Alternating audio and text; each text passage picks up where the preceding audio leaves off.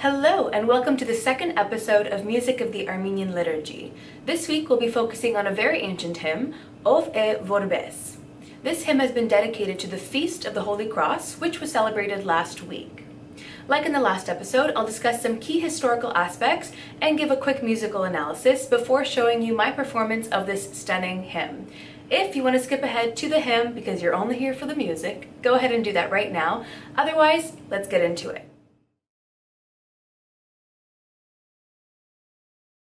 I'm going to give a 2-minute historical synopsis of the Feast of the Holy Cross and why we sing this hymn. If you want to skip ahead to the next part, all the time codes are in the description box below, but I think it's a really cool history and I'd like to tell a brief version of it since we are in the month of September.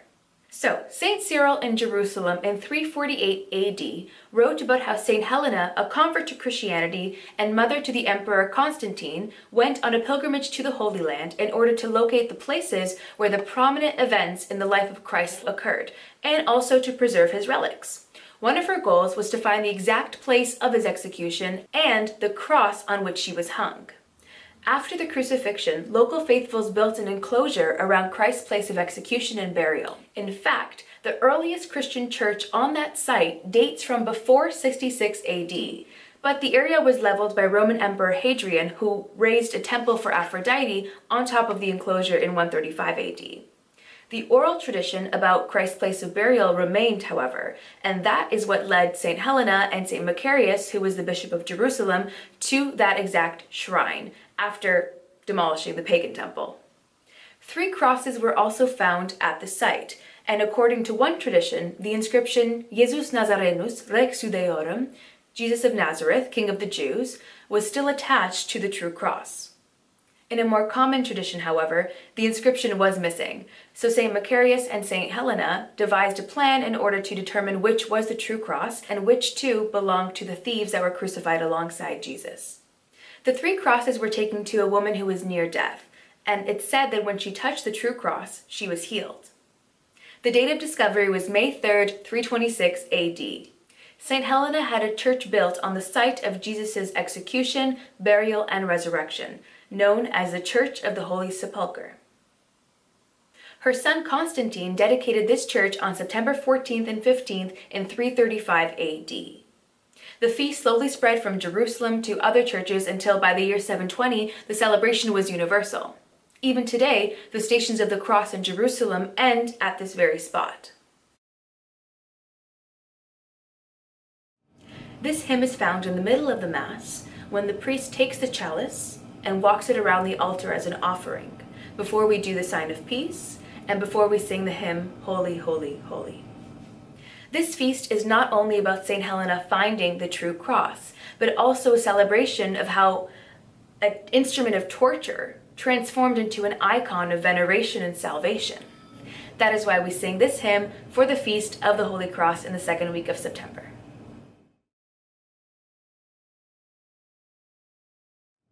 Okay, let's translate the 3 lines of text in this hymn. E Vorbes dirasvaz mer. Who is like our Lord? Chachetzav vasen mer, crucified for us. Taretzav yivhariav, buried and resurrected.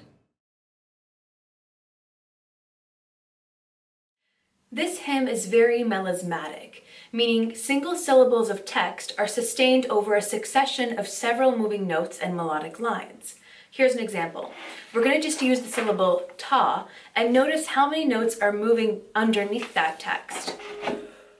Ta.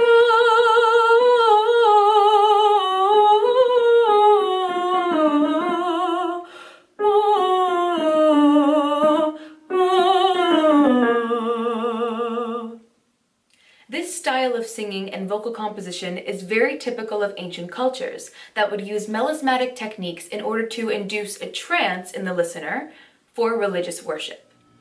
This hymn also has many modal runs, constantly shifting from A-flat Lydian diminished or A-flat Lydian flat 3, also known as melodic minor sharp 4, if that's an easier way of thinking about it. Here's the scale.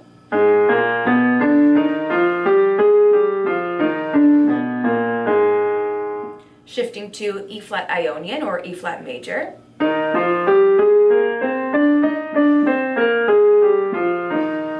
good measure, sometimes E flat harmonic minor.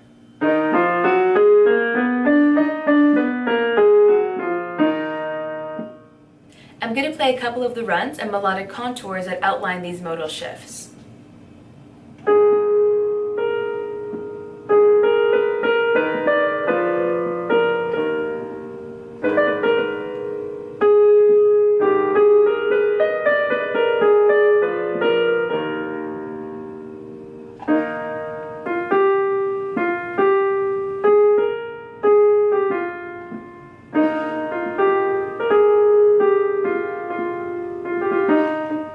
And I'll skip ahead to that E flat harmonic minor.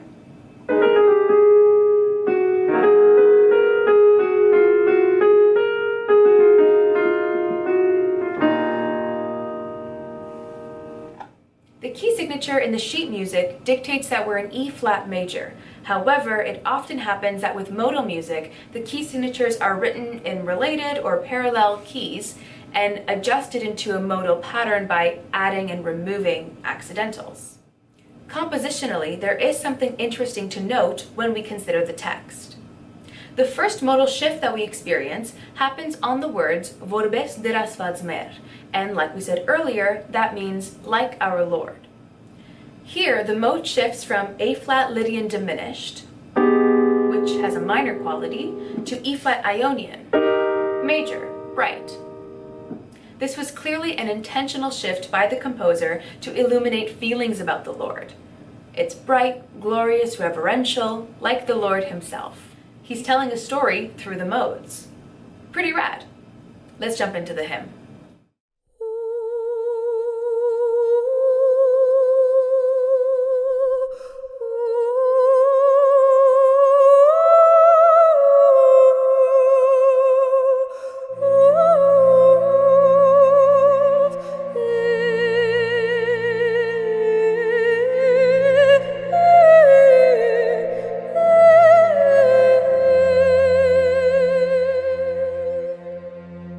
Ooh.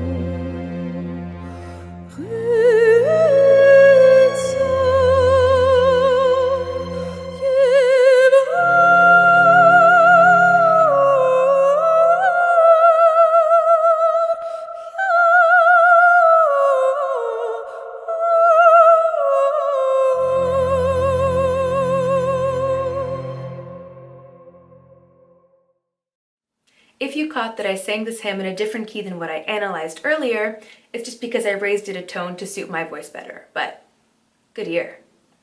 Thank you so much for tuning in to this week's episode of Music of the Armenian Liturgy. I'll see you next Tuesday with a new Sharagan.